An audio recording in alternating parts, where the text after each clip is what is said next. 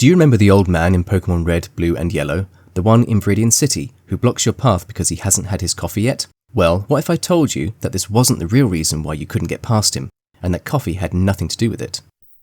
Obviously, the localizers needed to come up with a reason why the player couldn't proceed beyond this point, and in this video, I will explain how this scene originally played out in the Japanese version, and how it was changed when localized into English. The English localizers back in the 90s took a lot of creative freedom with this one, and one could easily argue that that was the right decision to make. Because you see, in the original Japanese version, when the player speaks to the girl and the old man lying on the floor, what they say is very different indeed. First, let's have a look at the English version and remind ourselves of what they say. The girl says, "Oh grandpa, don't be so mean, he hasn't had his coffee yet."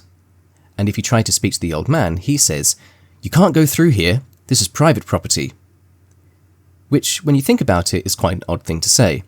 The player is clearly attempting to pass through what is a public rite of passage, but perhaps the old man has some umbrage with the local Viridian City authorities and is arguing his rights over the land. Well, who knows?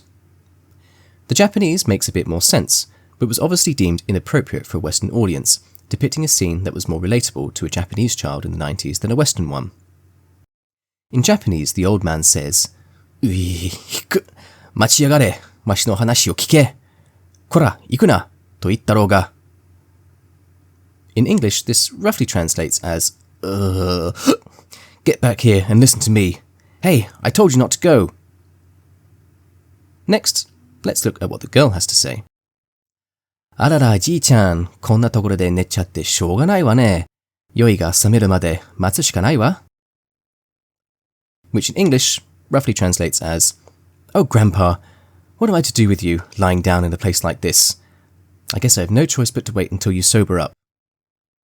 No mention of coffee, but an obvious allusion to a surfeit of alcohol that has led Grandpa to collapse in the middle of the road, and preventing the player from passing through as he wants you to listen to his story.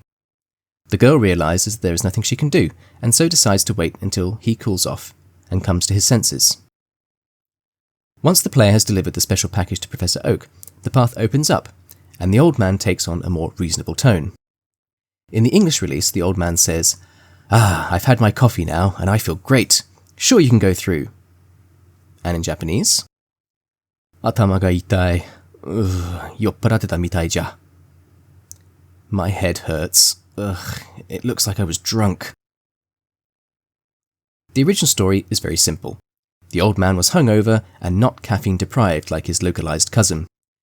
This offers a very interesting insight into the cultural differences between Japan and the US at this time, and highlights some of the restrictions that Nintendo of America's localization team had to work under when translating Japanese games for primarily an American audience, but they're also released in other English-speaking countries as well.